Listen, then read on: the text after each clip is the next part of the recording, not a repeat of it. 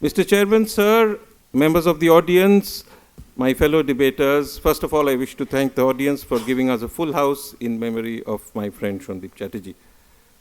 When the proposition starts quoting Spider-Man and not Nietzsche or Aurobindo, you know that they are in the throes of deep intellectual bankruptcy, from which, out of sheer compassion and a desire to avoid the Third World War, I will seek to assist them. I was amazed when my friend Hunter, he spoke, and every now and then he would relapse into this sentence, and that is why you will not have a war. And I kept on pinching Zach, and Zach kept on pinching me, saying, which side is he speaking on? Is he part of us? Because he gave us the reasons for war, he gave us this, and Mr. Chairman said there has been a world war in every century. Indeed there has. There was one point of time when the Portuguese fought the Ottoman Empire in the Indian Ocean, the Mediterranean, all over Asia, in the Atlantic. You haven't read up on that, you need to read up on that.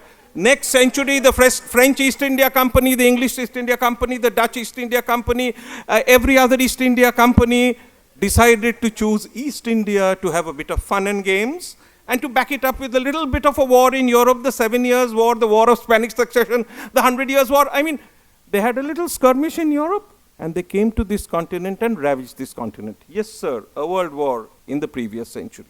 In the 20th century, we had world wars.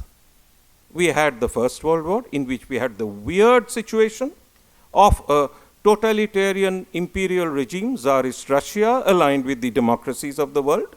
And we had a situation where the Kaiser, who was, by the way, the closest surviving relative of the British royal family, leading a congregation of the Austro-Hungarian Empire, just because they spoke the same language, in a senseless war. And in that war, one word was coined. What is war?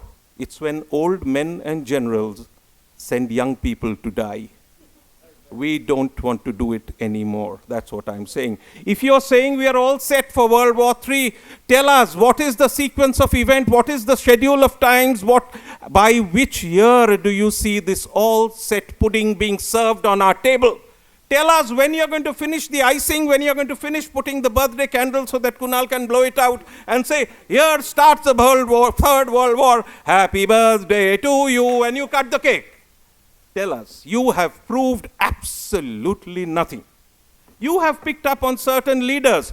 And who are these leaders? There's this impossibly blonde man sitting in an Oval Office a couple of 1,000 miles away who has come to power by preaching isolationism. He doesn't believe in going for the war. He's telling them, I'll put up walls, we'll cut ourselves away because we have lots of money and let's spend the money at home.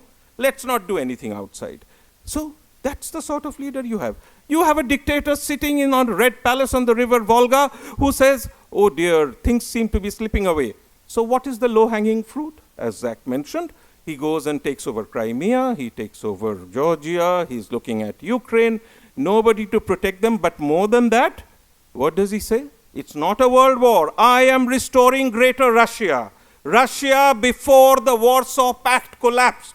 He's not talking of the world, he's talking of the Eastern Bloc, he's talking of the Soviet Union. He has no global identity, he has no intention of taking over Angola. Has he spoken of taking over Angola? No, he hasn't. Has he spoken about taking over any of the other countries in Asia?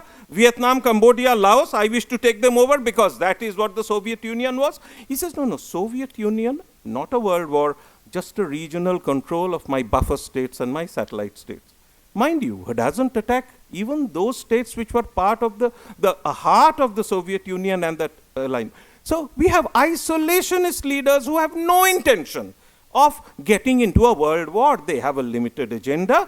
That agenda compels them through compromises, through all the things that Zach mentioned, that makes them work only in that local platform.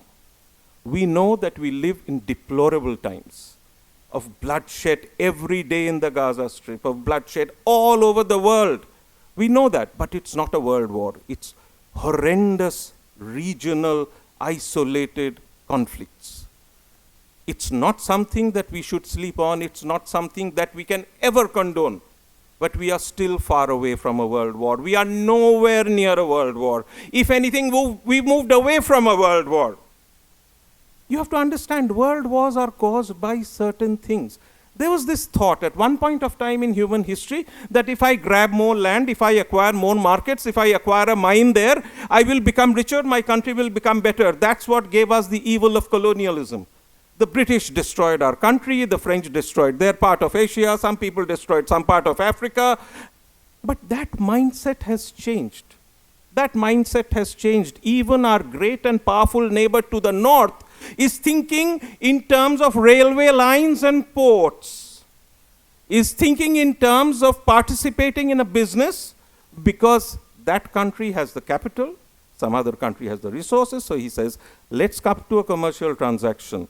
If it works, your resources, my cash, your factory is going to work. He doesn't want to put boots on the ground. That's why when Chinese engineers get killed by the dozen in Pakistan, there's no war. They sit down and have a compromise and improve the security. He's not going to move away from that at all.